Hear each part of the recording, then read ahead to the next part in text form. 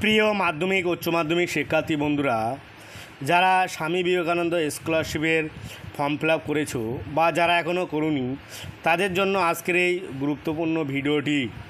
স্বামী বিবেকানন্দ স্কলারশিপের টাকা কবে ঢুকবে বা স্বামী বিবেকানন্দ স্কলারশিপের ফর্ম ফিল আপ কবে থেকে চালু হবে তা জানতে আজকের এই ভিডিওটি সম্পূর্ণ দেখতে থাকো।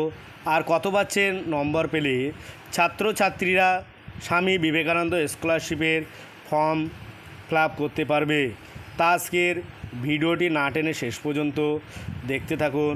তোমাদের সমস্ত তথ্য এই ভিডিওতে পরপর তোমাদের সামনে তুলে ধরব। ক্লাস 11 এবং ক্লাস 12 ছাত্রছাত্রীদের পাশাপাশি কলেজে বিজ্ঞান, আর্টস, কমার্স, ইঞ্জিনিয়ারিং, মেডিকেল এবং টেকনিক্যাল প্রফেশনাল কোর্স অধ্যয়নরত পড়ুয়ারা বিজ্ঞান, কলা, বাণিজ্য, কারিগরি এবং ব্যবস্থাপনা ক্ষেত্রেও বৃত্তির জন্য আবেদন করা যেতে পারে। তাহলে ক্লাস 11 এবং 12 অথবা কলেজের ছাত্রছাত্রীরা স্বামী বিবেকানন্দ স্কলারশিপে আবেদনের যোগ্য।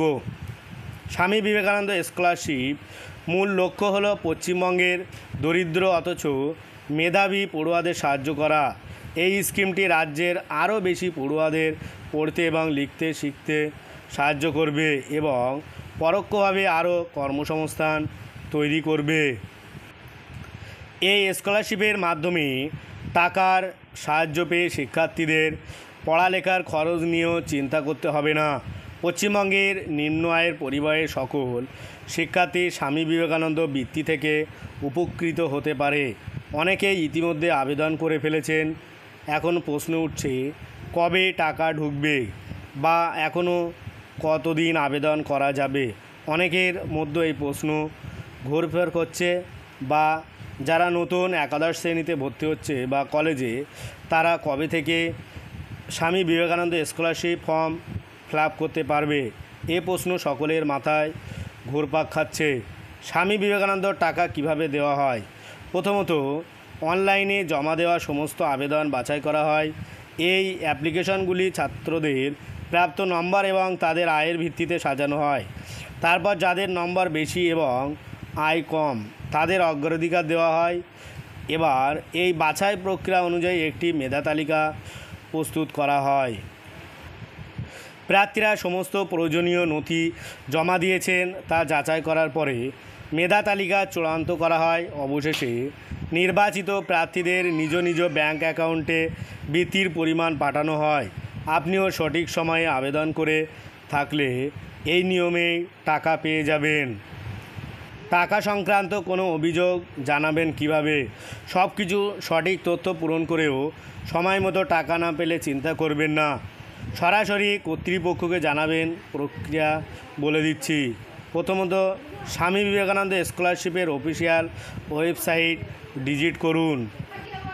2 হোম পেজ লোড হয়ে গেলে তারপরে রেজিস্ট্রেশনে বিকল্পে ক্লিক করুন।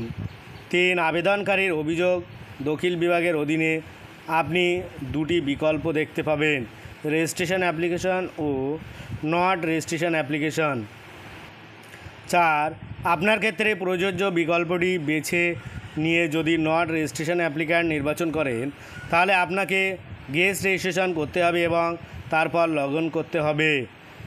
5 রেজিস্ট্রেশনের পরে বা আপনি যদি ইতিমধ্যে রেজিস্ট্রেশন করে থাকেন তবে আপনার শংসাপত্রগুলি ব্যবহার করে লগ ইন করুন। 6 একবার লগ ইন করার পরে প্রয়োজনীয় বিবরণসহ অভিযোগ ফর্মটি পূরণ করুন। 7 ফর্মটি সম্পূর্ণ পূরণ করার পরে সাবমিট বাটনে ক্লিক করুন। কবে ছাড়া হবে স্বামী বিবেকানন্দ স্কলারশিপের টাকা? আবেদনপত্র যেখানে ভেরিফিকেশন হয় বা টাকা দেওয়ার জন্য যে অফিস ফান্ড বরাদ্দ করে ভোটের জন্য, সেই সমস্ত অফিসের কাজ এখন বন্ধ। ভোট পর্ব মিটলেই টাকা ছাড়া শুরু হয়ে যাবে।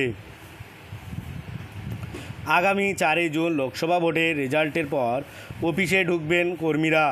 এরপরেই যাদের টাকা অ্যাপ্রুভ হয়নি তাদেরকে অ্যাপ্রুভ করা হবে, আর যাদের অ্যাপ্রুভ হয়ে গিয়েছে টাকা এসে যাবে। তবে একসঙ্গে সবাই পাবেন না, মাস দুয়েকের মধ্যে প্রত্যেকেই বরাদ্দ মিটিয়ে দেওয়া হবে। কিভাবে বুঝবেন আপনার টাকা অ্যাপ্রুভ হয়েছে কি না? SVMCM স্কলারশিপ পোর্টালের অফিসিয়াল ওয়েবসাইট তলায় দেওয়া আছে, এখানে যাবেন, এখানে গেলেই তোমরা দেখতে পাবে। 2, ওয়েবসাইটে প্রবেশ করার সময় যদি একটি পপ আপ দেখতে পান তবে ক্লিক করুন, অ্যাপ্লিকেশন লগইন অপশনে ক্লিক করুন। 4, নিচে দেওয়া আপনার অ্যাপ্লিকেশন আইডি, পাসওয়ার্ড এবং ক্যাপচা কোডটি পূরণ করে লগইন বিকল্পে ক্লিক করুন। ভিডিওটি ভালো লাগলে অবশ্যই সাবস্ক্রাইব করো, সঙ্গে লাইক ও শেয়ার করতে ভুলো না। আর ভিডিওটি কেমন হয়েছে অবশ্যই কমেন্টে জানাবে। আর নতুন কোনো ভিডিওর প্রয়োজন হলে তাও কমেন্টে জানাতে ভুলো না। 5, এবার ট্র্যাক অ্যাপ্লিকেশন অপশানে ক্লিক করে আবেদনের স্থিতি বা আপনার টাকা অ্যাপ্রুভ হয়েছে কিনা আরও বিস্তারিতভাবে চেক করতে পারবেন। আজ ভিডিওটি এই পর্যন্ত। পরের ভিডিও পেতে চ্যানেলটি অবশ্যই সাবস্ক্রাইব করো আর পাশে থাকা বেল আইকনটি ক্লিক করো। সকলে ভালো থাকো, সুস্থ থাকো।